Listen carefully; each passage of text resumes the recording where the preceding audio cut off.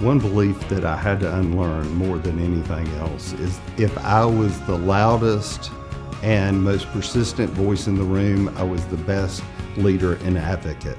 By becoming a leader that listened to the voices around me, I became more inclusive and gave better leadership opportunities to those that were around me, which made me a better leader. Leadership is not about power. It's not about control. It's really about giving our employees the air cover that they need so they can do their best work. It's really not about ladder climbing, it's about ladder building. Early in my career, I really believed that I could help anyone succeed, and I really learned that for them to succeed, they needed to have the consistency and the grit and the commitment to do it. I felt that I could help them, but I couldn't want it more than they wanted it. One belief I had early in my career was that I needed to be addicted to doing. And then at some point that became a leadership liability because my responsibility was no longer to do, it was to lead, and yet I continued to do. And so for me, I had to unlearn that addiction, unlearn that value, and learn how to become addicted to leading myself and others.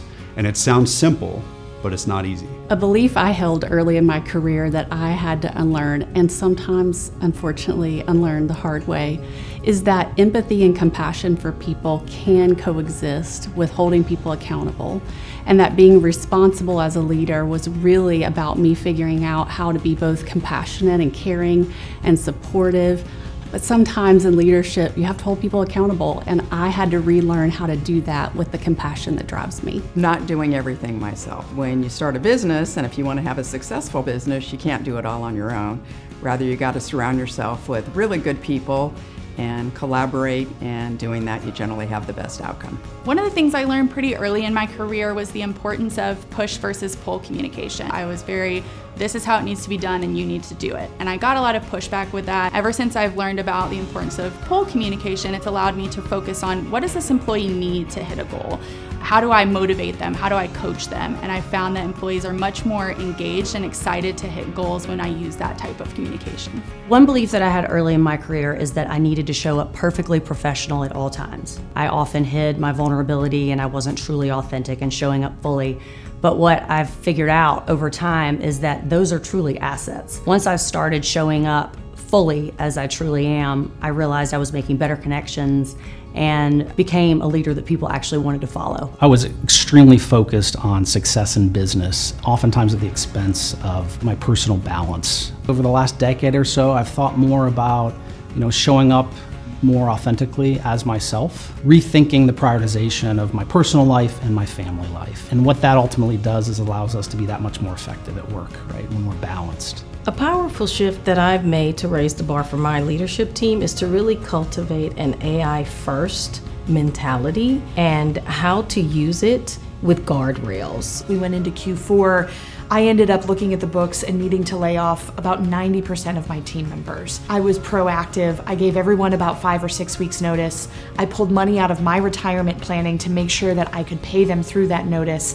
And I worked really hard to help them all find really great next opportunities. We're thriving, as are all of the people that used to work for me. I can look back and say that was the best thing I've ever done for my company. Education. Education is so important, and it's a commitment to continued education and advancement and innovation.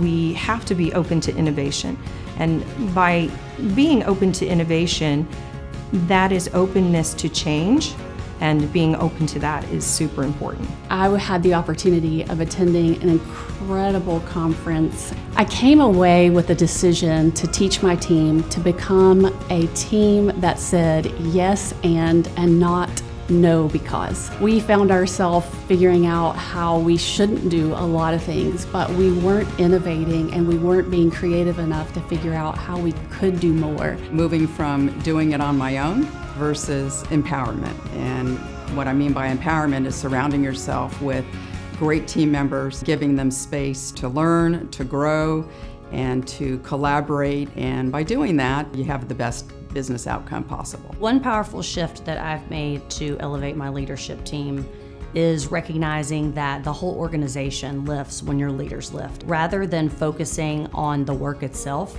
I'm focusing on the leaders, asking better questions, and truly relying on them to come to the solutions themselves. A powerful shift that we've made with our leadership team over the last year is how we make decisions. We're now focused more on transparency, on shared accountability, and it's really helping us think about coming with a purpose and leading with our heart. One moment where my leadership truly empowered others is really each and every day in which I get to help my leaders grow individually and as leaders of the teams. Empowering each individual to operate their way, build their team to provide great care in their area or their geography really makes us stronger both individually and collectively. At Executive Leadership, one of my responsibilities is to be a public speaker. I end up speaking to rooms full of CEOs where I have to share my story of going from a homeless drug addict to an Inc. 500 founder in less than 8 years. And the courage of sharing that story then empowers and inspires others to share their stories with me. And so I've had CEOs come up to me and say there are 200 people in this room and not one of them knows that I'm in recovery from addiction. Or have people come up to me and share their challenges with a loved one. And what I find is the disease of addiction is incredibly isolating. So by me leading myself in a room full of CEOs, it empowers them to lead themselves and talk about the things that are challenging them. My favorite quote is from a 13th century poet and philosopher named Rumi. He states that live life as everything is rigged in your favor. That gives you optimism and trust in yourself so you can overcome any situations and not have doubt in yourself. I don't want to rage at the darkness. I want to turn up the light. We want to make sure we're solutions driven. If we can agree on 2 points, there's always an answer, and there's generally more than one. If we can agree on those, let's go ahead and get to the answer. One of my favorite sayings is don't compare your chapter 1 to someone else's chapter 20. It reminds me that I'm always comparing myself to that next level, but there are also people comparing themselves to me. And if we can all really realize that we're just part of the journey and that we don't have to jump ahead, we need to go through those steps, we'll all be a lot happier. The ultimate measure of a man is not where he stands in the moments of convenience and comfort, but where he stands at times of challenge and controversy. This is a quote by the late great Reverend Dr. Martin Luther King. My favorite quote is trust the process. The concept of trusting the process is allowing the process to play out, not projecting the end before it's time, but allow the opportunity for us to go through the process and allow it to direct us to the right answer. In doing so, we generally get where we're supposed to be, even if we didn't know that's where we were going. One of my favorite quotes is from Lemony Snicket's The Ersatz Elevator, and it's, if we wait until we're ready, we'll be waiting the rest of our lives. I became a CEO at really young. I was 22 years old, and sometimes being able to step into those leadership roles allows us the opportunity to grow and become better leaders.